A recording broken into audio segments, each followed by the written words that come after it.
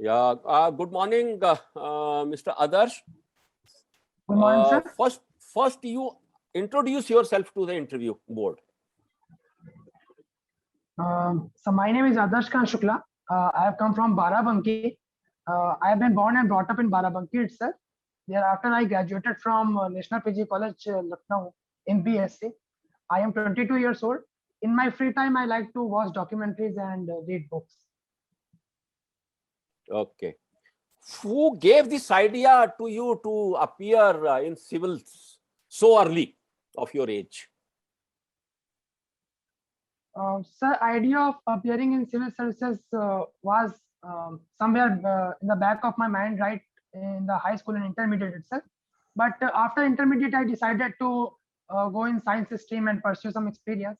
But during my second and third year, I realized that my intrigue and my interest lies in civil services, and there is no better age than joining young, because I'll be able to gain exposure and experience and prove myself worthy of this success.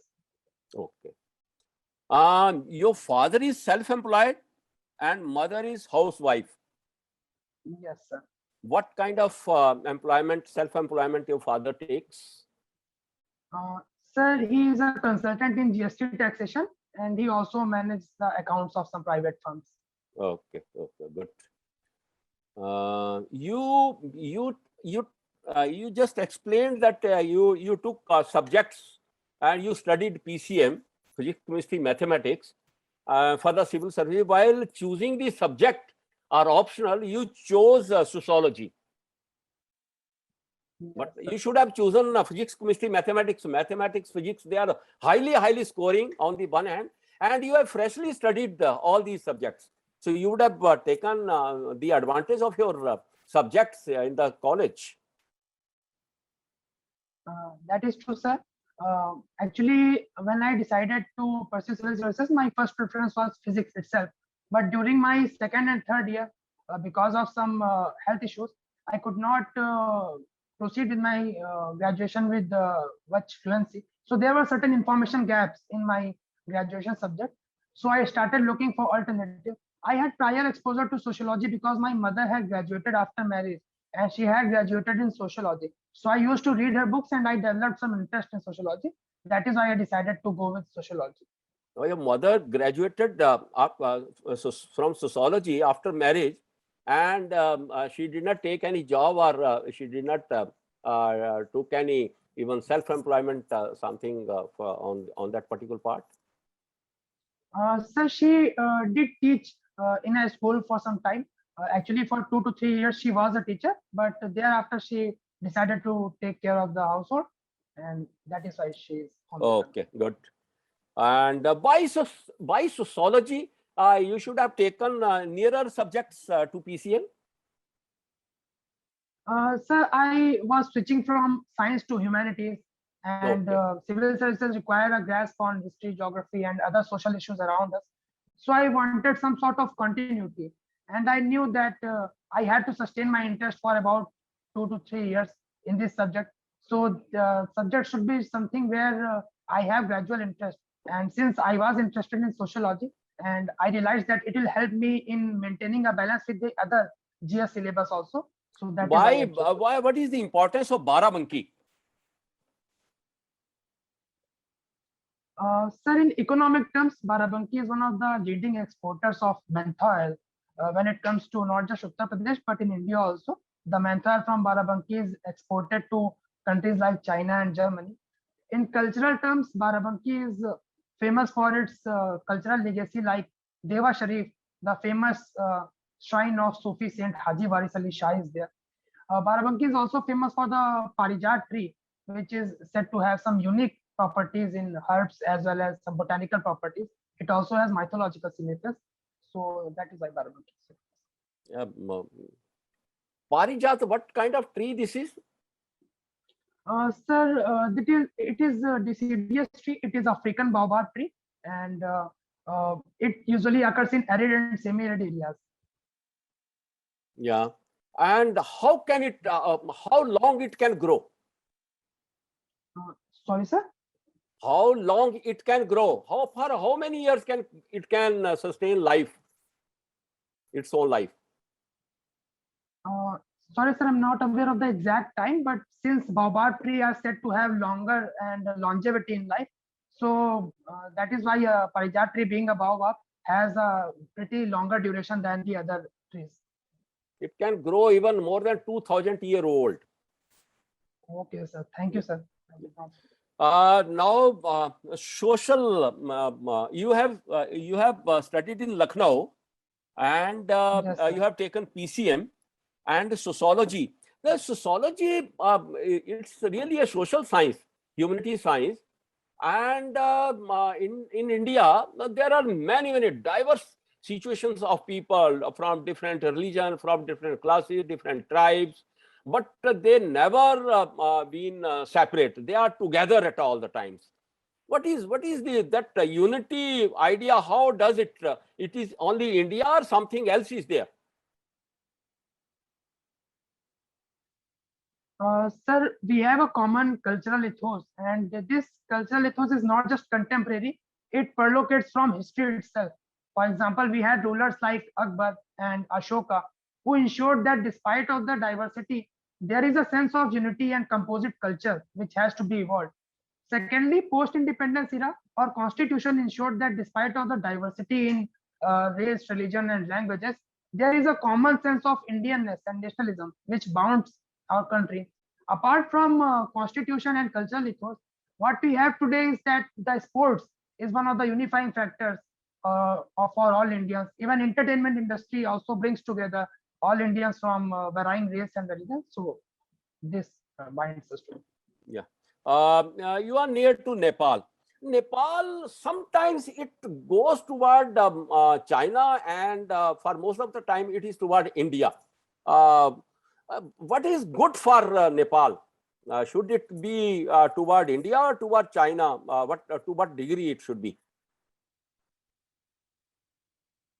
So since Nepal is squeezed between two great powers, so some sort of unease is always associated with the Nepal. And now since a sort of self-assertion is there in the Nepalese democracy, so they are trying to find ways to maintain their strategic autonomy.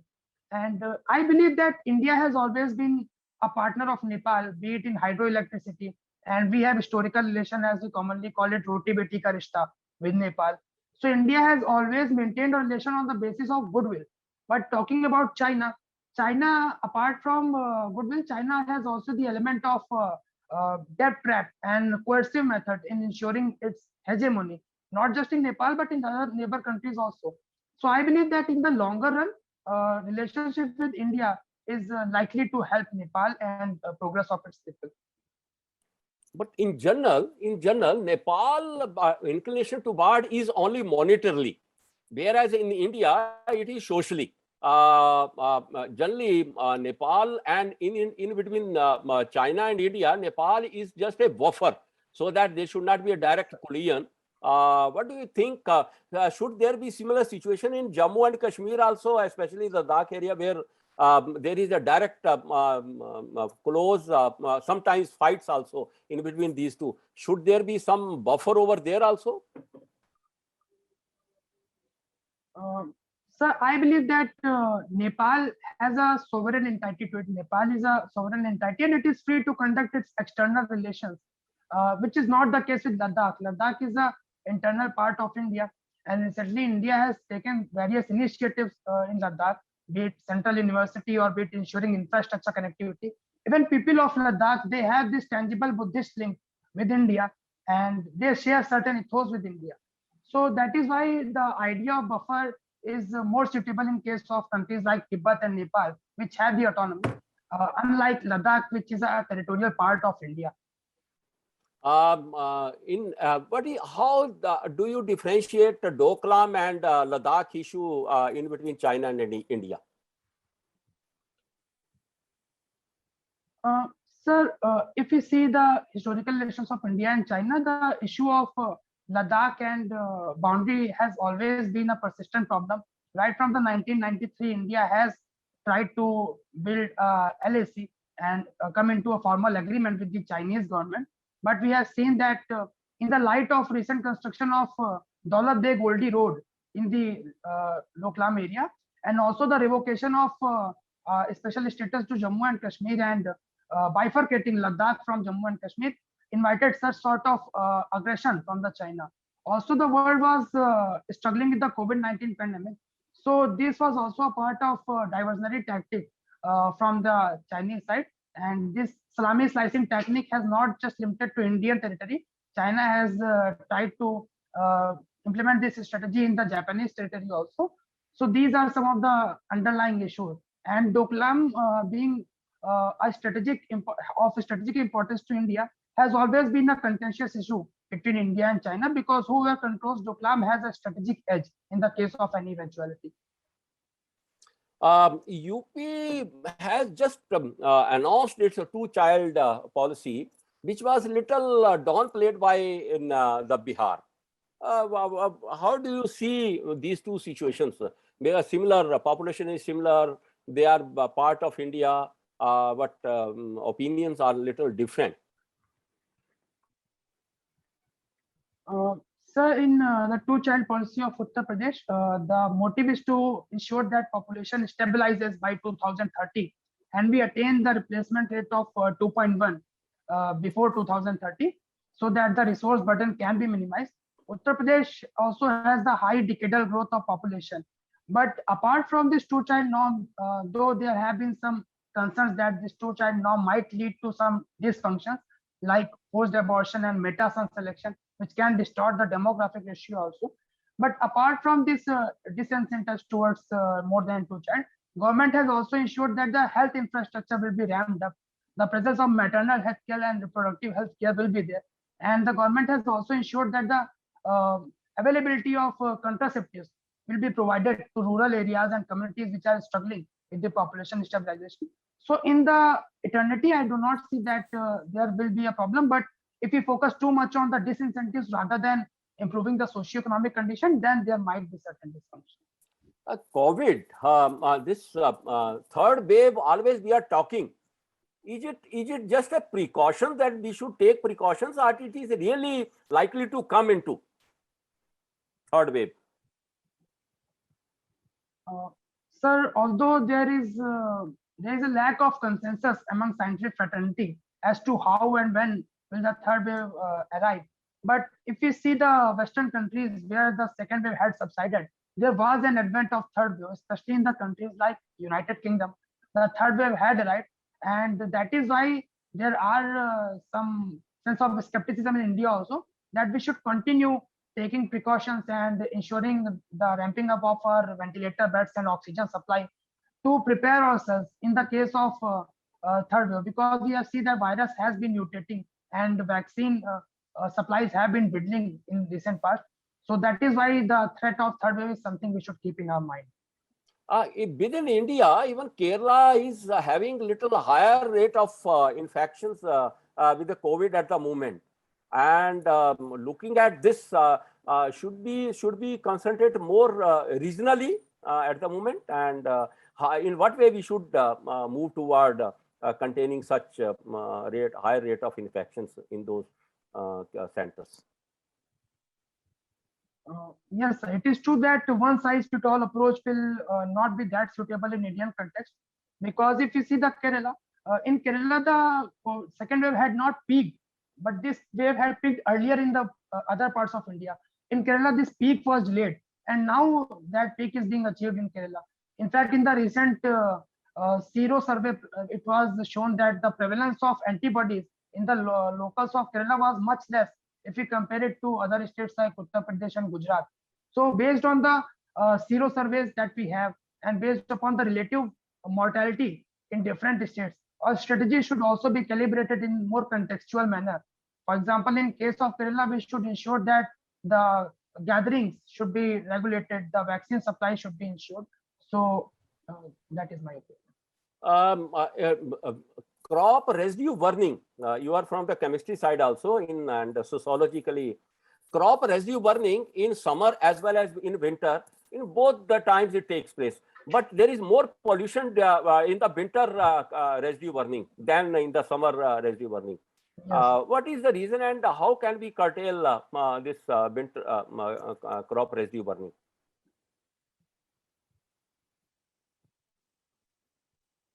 Sir, during summer times, there is a low pressure area which develops in the northwestern region because of higher temperature. And this low pressure area allows the dust particles to, it does not allow them to settle down. However, when it comes to winter, the high pressure area results in a blocking effect, due to which the dust particles are a kind of blocked in that particular area of Delhi, NCR, and Uttar Pradesh and Haryana. So that is why the formation of aerosol is accelerated in winter times, and pollution is increasing those. In order to curb this problem, first of all, we have to ensure that the availability of incentives like happy seeder machine and zero tillage should be incentivized to farmers. Secondly, in the long run, we should ensure that a crop formula is something that we need to think again, because the emphasis on rice and wheat has resulted in a sort of distortion, as well as the lack of crop diversification has become a cause of problem in these areas. So we should look at more crops like millet and jowar in these areas, so that this problem can be tackled. Or we can spray some microorganisms to make the compost in the field in the stadium. Okay. With us, Adarsh, Good morning, yeah, good morning to you. Now let's straight go. I have not seen your DEF 2, which is with list your achievements and your extracurricular activities, and could you briefly share some of these details very briefly so that we can move on from there? Sir, my hobbies include playing cricket and watching documentaries and reading books. In my graduation, I captained my departmental team for in inter cricket tournament, which are taking place in my college. Apart from that, I received Inspire scholarship from Department of Science and Technology because of my score in intermediate. Mhm. Yeah, right. Now, about your extracurricular activities and hobbies, what are the newer skills which you have learned? Can you explain those? You could share specific examples from your experience. Sir, talking about captaining my team, I learned the skills of leadership and not being complacent in the times of early success. And I also learned the lessons of emotional intelligence, because there are many times when emotions get the better of us. So cricket taught me the spirit of leadership and emotional intelligence. Talking about documentary, it created a sense of awareness regarding diverse cultures which are there in my country. And also, there are certain lessons that I drew from documentaries which I watched. For example, recently I watched a documentary named Period, through which I learned the spirit of rural entrepreneurship, which is being encouraged by the women self-help groups. Apart from documentary in cricket, when I read books, uh, I develop a kind of innovative thinking, and I am fortunate enough to go to the places where I have never been, meet the people that I'll never be able to meet in the real life. So books provide me that exposure, which because of my age I do not have. So that is where Mhm. the book comes in. Now, you mentioned that you learned the skills of being a leader or leadership skills, for example, right? And Yes, also emotional intelligence. These are the two yes, words sir. which you initially you used. Now, I'll make a comment, and I would like you to respond to that comment. We need, in the context of organizations, and I'm sure you will work, should you make it to civil services in various departments and organizations, we need leaders at various levels in an organization. So how would you respond to that? Uh, yes, sir. We do need leaders at different levels of the organization, but we should ensure that those leaders do not encourage compliance. Rather, that those leaders should encourage the participation of their peers, and different Come, come stages of again, come, administration. come again, come again. The last sentence I was not very clear. Sorry, sir. Sir, leadership should encourage participation rather than compliance, and the different stages of administration require different leadership skills.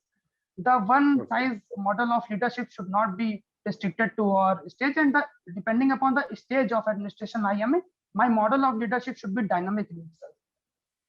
No, but you didn't, respond to the core issue which I raised is leaders at different levels within an organization. So anyway, it doesn't matter. Okay. Now, Another statement which I'll make related to leadership is leader development versus leadership development. So where do you see the difference and what is your take on that?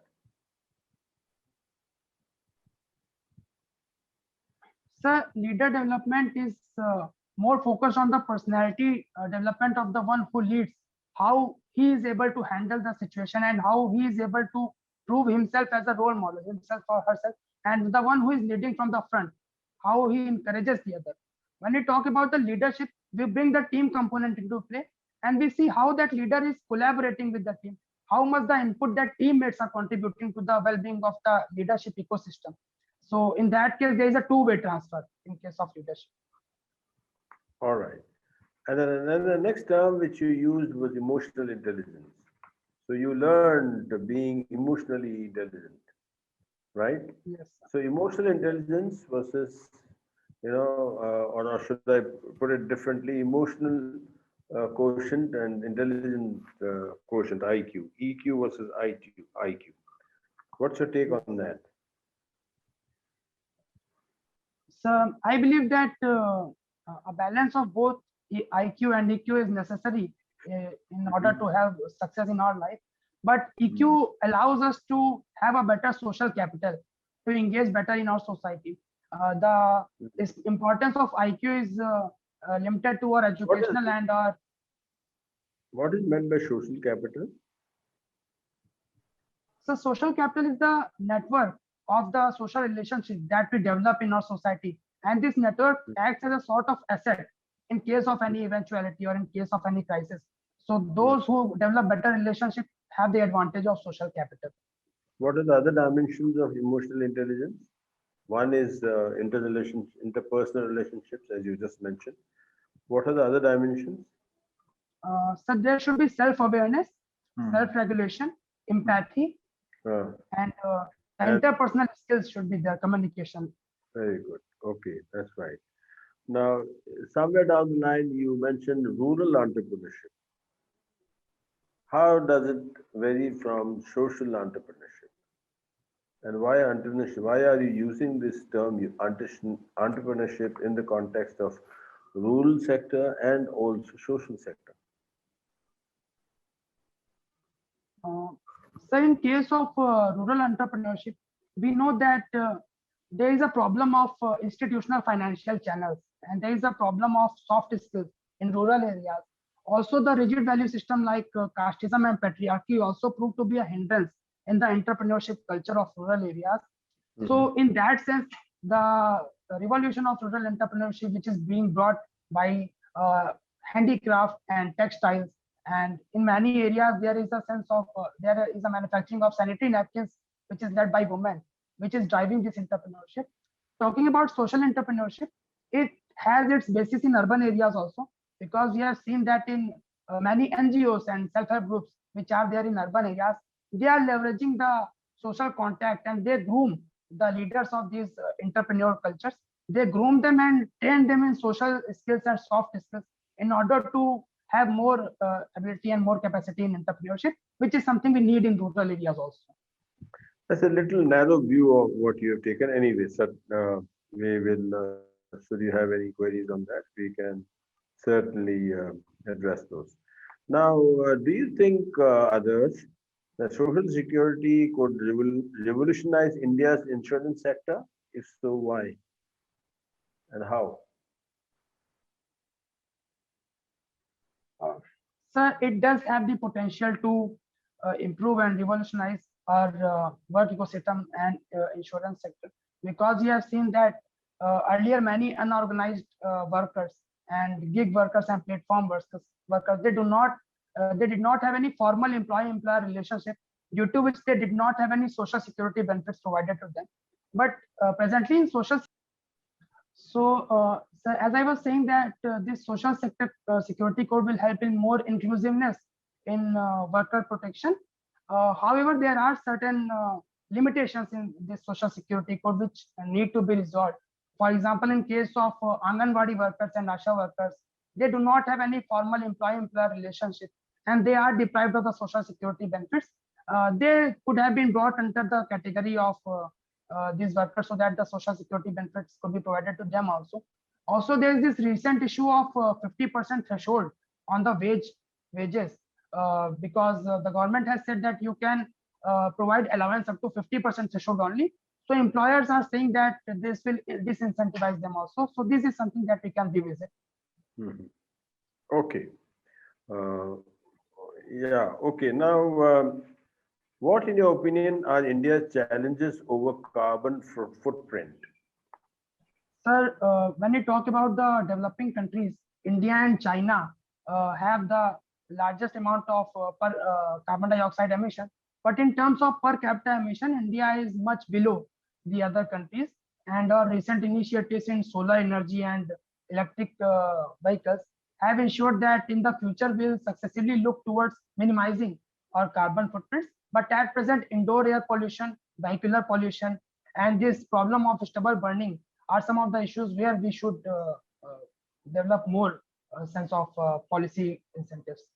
And yet we are skipping this particular meet, which is going to be held, and India happens to be the only exception in absenting itself from that particular meet on climate change. And while they are contribute to one of the maximum in terms of the pollution, right? So what do you have to say on that, India's stand of skipping this particular meet?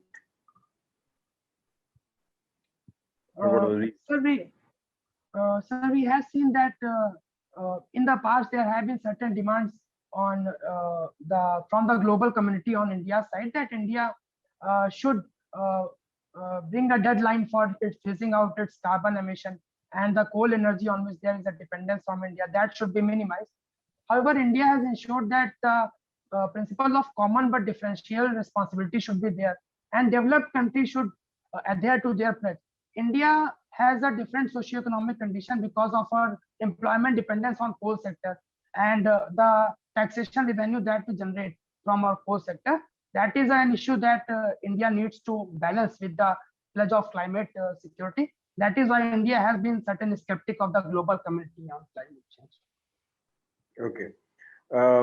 Another aspect is around water scarcity in India, right?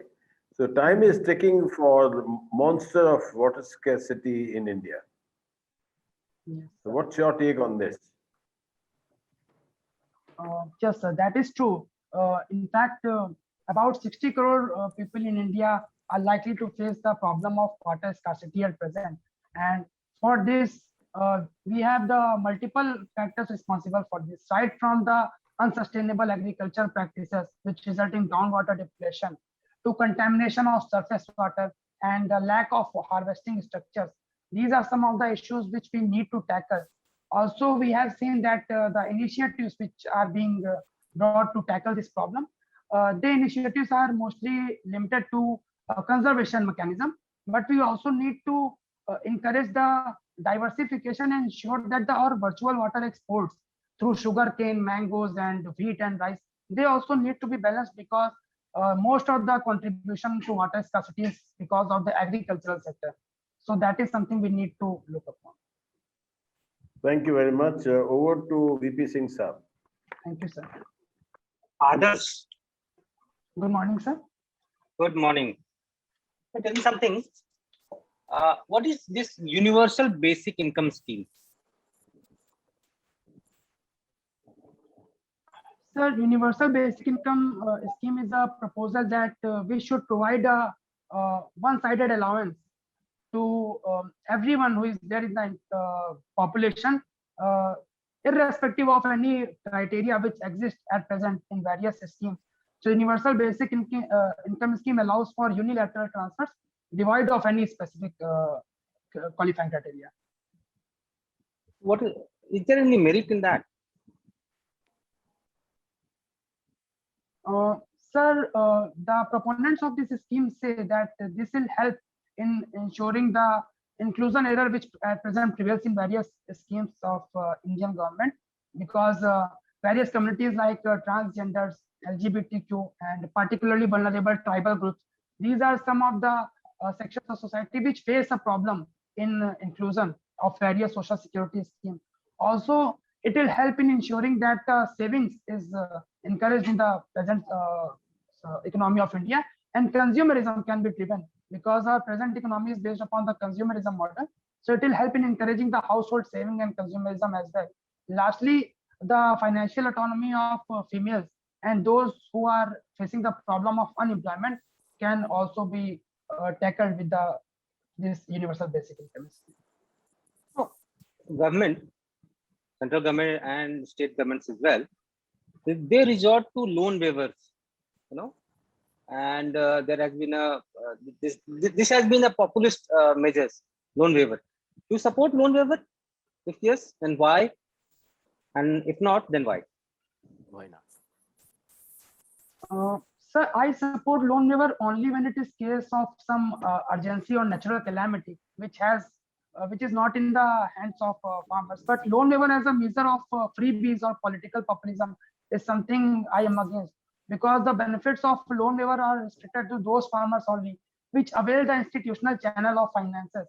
But in India, there are about 46% of farmers who do not have the institutional channel of finance, and they rely on the local money lenders and local sources of finance. So they are not benefited by this. Also, this loan waiver creates a sense of moral hazard and problem for banking sector also. So that is why I am against this policy. Government also extends tax rebate to industries. So isn't that wrong? They anyway have money. If you're saying that, those who are poor are given loan waiver, and what about industries? Yes, the government also provides tax rebates to industries, and we have seen that in many cases of liquidation and tax evasion have been there. But apart from just tax rebates, government has brought in certain initiatives like insolvency and bankruptcy code also to extract the maximum amount of asset value which is there at the stake. But in case of farm loan waiver, the value is not utilized. The crop value which is there is completely waived off. But in case of corporate waivers, we have seen that in various cases, be it in Jindal Steel or be it in Aircel case, the value of asset utilization is somewhere prudent. So that is one logic I can come up with. Tell me something. What is Pegasus? Sir, Pegasus is a spyware which is operated by an Israeli state agency called NSO, and this Pegasus is usually used for state surveillance in security matters. Recently, it was in news because of the allegations that it has been used against Indian citizens, as was said by the Wire investigation. Okay. Can you tell me salient features of Official Secret Act?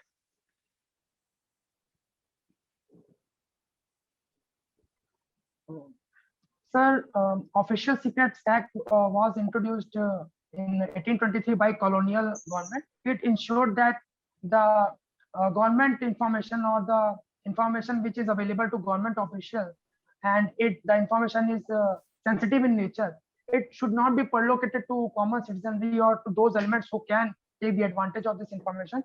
So it introduces certain restrictions on these officials, whether they can talk about this information in public or not, whether they can write about it or not. And it is also has some backing and has some protection against RTI also. Our IT minister, while talking related to Pegasus episode, had referred to Indian Telegraph Act 1865 and Indian IT Act 2000. What exactly was he referring to? Why did he resort to these two acts? So these two acts legitimize the state surveillance in our country, because in case of Indian Telegraph Act, it is clearly mentioned that if the situation arises which is threatening to the security and the sovereignty and integrity of the country, the written notice can be issued by the Home Secretary of a state or Home Secretary of the country, which can intercept the call recordings between any two individuals.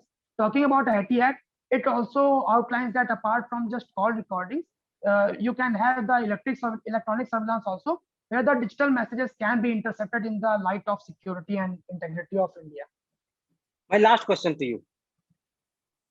what are the different kind of vaccines that exist for coronavirus? Different kind of vaccines. Sir, one kind of vaccine which was prevailing in conventional form was based upon the model of artificial antibodies which are created when the artificial pathogen is injected. The new kind of variety which is emerging is the mRNA vaccine, which utilizes the messenger RNA to create these antibodies and transcribe the proteins. The third kind of vaccine which is being deliberated upon is the DNA vaccine by Zydus Cadila. It is based on the working of DNA instead of earlier two vaccines which are based upon the working of RNA. Okay, thank you. Thank you, sir.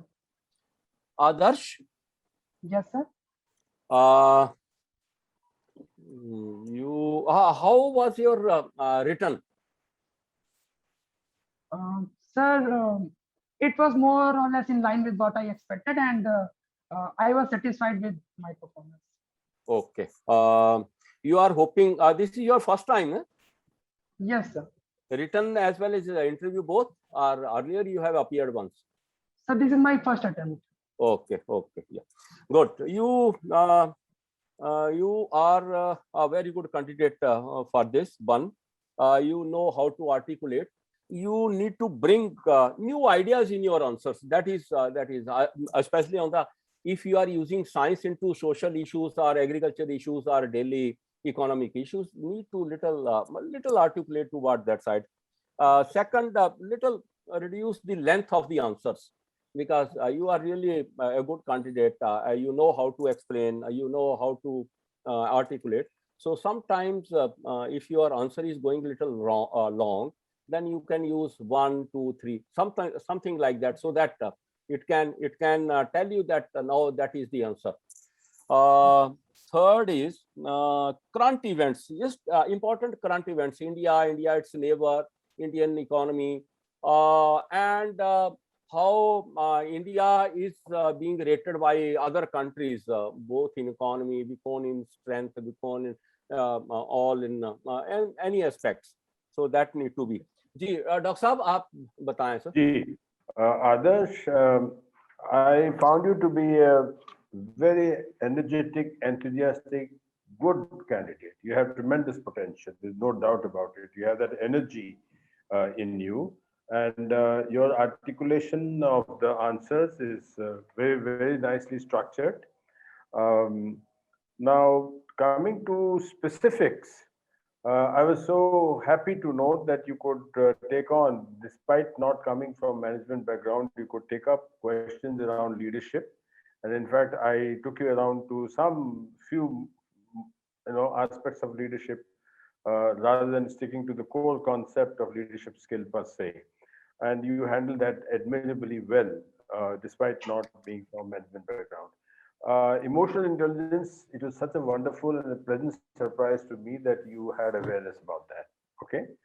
Social capital is, while answering this question on emotional intelligence, in fact, you began by saying social capital, building social capital, or importance of social capital.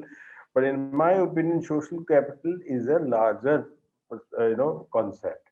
Interpersonal relationship is on a kind of a one-to-one basis, right? The social capital, it typically is in the context of organizations, not on the individual basis. So that is just a small correction, but however, that you can pass through this despite once again the same.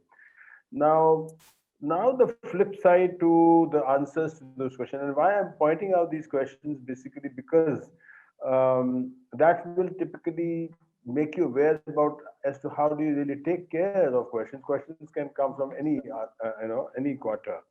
Now, while answering questions around social security and how could it revolutionize insurance sector, now so that's the two aspects to the question. You focused only on social security. Yes. And completely forgot about insurance sector. Whereas my question was around interrelationship between the two, and that is where you have to be a little careful while handling. I'm not talking about this, that this question is definitely bound to be there, but then question, understanding of the question, the basic sense is of paramount importance, right? So therefore, Yes, sir. this is another point. Again, carbon footprint, you had this particular tendency to duck the question. And in fact, I intervened in between when I said that India is skipping the meat. And he said, then he responded by saying that no, it should do this, it should do this, should do this, without really addressing the core question of why India was skipping that particular climate change. So these are water scarcity. Again, you briefly touched upon it, and it didn't show the depth of your information base around this issue. So therefore, point is that whatever you study, you need to really have a comprehensive information knowledge about that particular issue, rather than attempting it half-hearted. You did, you know, you yourself see you did so well when you were more equipped, and you were all at sea when you were, you know. So these are few of my observations. You have tremendous potential. When is the interview? It's on 20 August. Oh, When, yeah. so it's just around the corner. Anyway, so I think you maintain that energy level and enthusiasm, and give it a best shot. We wish you all the very best.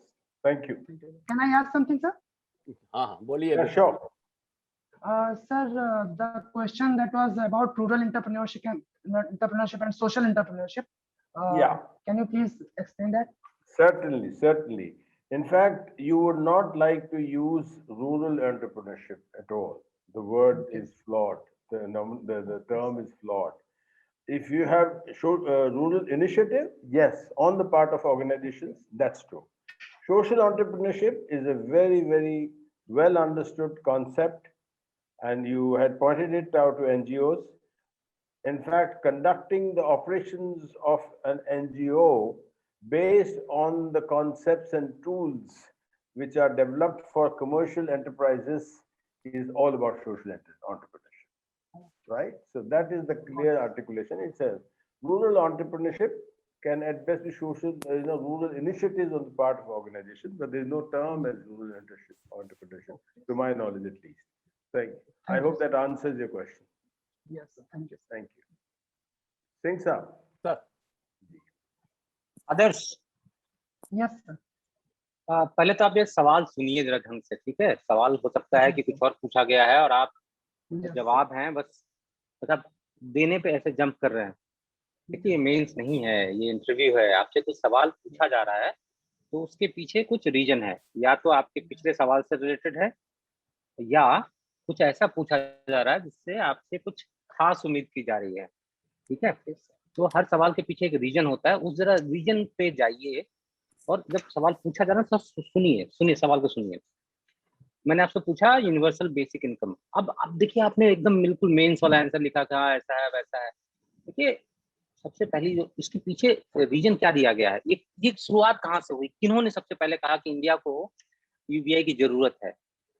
जरा उनको देखिए, सुब्रमण्यम साहब ने जब कहा तो उन्होंने एक फिलॉसफी दिया था, उनका रीजन उन्होंने साइड किया था कि गवर्नमेंट, जो हम कह रहे हैं कि हम वेलफेयर स्टेट हैं, तो हमारी रिस्पॉन्सिबिलिटी सारे लोगों तक पहुंचने की है, और हम नहीं पहुंच पा रहे हैं। गवर्नमेंट कैसे पहुंचती है? अपने स्कीम्स के थ्रू, और हम नहीं पहुंच पा रहे हैं, तो क्या करेंगे? तो उनको ही पैसा दे दो जिससे कि वो अपनी जरूरतें पूरी कर सके। अब देखिए, ये जो कोरोना से पहले हमारे पास जो थे करीब 38-39 करोड़ बिलो पॉवर्टी लाइन के लोग थे। ना तो गवर्नमेंट उन तक पहुंच पाती है, ना वो गवर्नमेंट तक पहुंच पाते हैं। तो आपको जो आप खुद से सोचिए ना, थोड़ा सा सवाल देखिए, सवाल के पीछे एक वजह होती है। मेरे ये सवाल पूछने का वजह ये था कि मैं ये समझने की कोशिश, ये जानूं आप दुनिया को कैसे देखते हैं।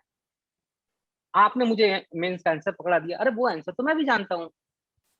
ये जो यूबीआई स्कीम है, इसके पीछे एक सोच है, उस पर काफी जो है डिस्कशन हुआ है, लोगों ने काफी इसको सोचा है, समझा है, उसके बेसिस पर कुछ स्कीम्स बनाई गई।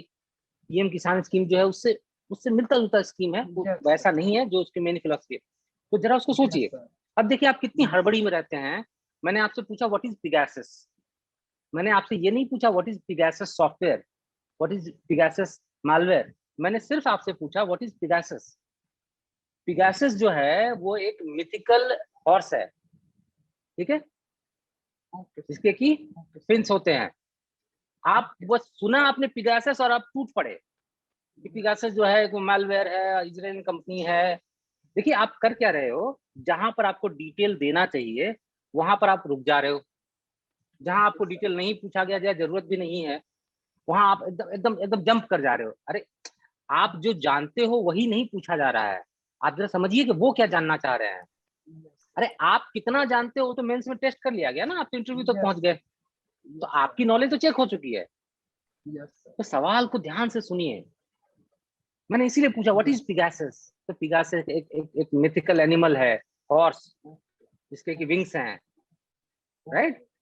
और वो जो है उसके बेसिस पर फिर आप कह सकते थे कि हालांकि ये वर्ड पिगासस जो आज के दिन में न्यूज में इसलिए है क्योंकि एक मालवेयर जो है वो उसकी वजह से काफी कंट्रोवर्सी मची हुई है, और वहां पर रुक जाते सो दैट कि अगला सवाल आने दीजिए। देखिए नहीं बोलना भी एक प्रॉब्लम है और बहुत बोलना भी एक प्रॉब्लम है। जो इफेक्टिव एडमिनिस्ट्रेटर होता है उसको पता होता है कि कितना बोलना है। और एक और कहा जाता है कि आप अगर एक बात सुनते हैं तो आप बोलते हैं तो आपको 9 बात सुनने की क्षमता होनी चाहिए। एक एडमिनिस्ट्रेटर जो होता है वो 9 बातें सुनता है तब एक बात बोलता है। अगर आप उल्टा कर देंगे कि एक सुनेंगे और 9 बोलेंगे तो गड़बड़ हो जाएगी ना।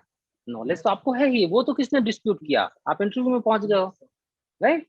तो बहुत सारे ऐसे सवाल थे जिसके बारे में जो मैंने पूछा, फिर उसका जिसपे मैं रुक गया। ठीक है, वो बोलते मत जाइए। आप ऑफिशियल सीक्रेट एक्ट है उसके बारे में मैंने पूछा, ठीक है, तो आप थोड़ा सा उसको ना आप अपनी पर्सपेक्टिव थोड़ा डालेंगे ना कि ऐसा ऐसा है, इसमें ये प्रोविजंस है और अभी इस वजह से है, तो रुकिए, आने दीजिए सवाल, राइट।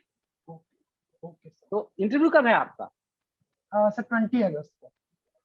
अभी भी आपके पास 20-22 दिन टाइम है। थोड़ा देखिए, नॉलेज की कोई प्रॉब्लम नहीं है आपको, बस आपको ये सोचने की जरूरत है कि सवाल क्या पूछा गया है और उसके पूछने के पीछे मंशा क्या है, राइट। यस ठीक है, यही सोचिएगा, ठीक है। Best of luck. आप पहले अटेम्प्ट है आपका, बहुत बहुत अच्छा। आपके पास एज आपका बहुत बड़ा फैक्टर है और फर्स्ट अटेम्प्ट है तो आपके बहुत ब्राइट चांसेस हैं। तो थोड़ा जो है ना सीरियसली लीजिए इंटरव्यू को और तैयारी करिए, ठीक है। Sure sir, best of luck. और कुछ पूछना चाहते हो Adarsh? No sir, thanks a lot, बहुत अच्छा एक्सपीरियंस था and I will work on the shortcomings which are there.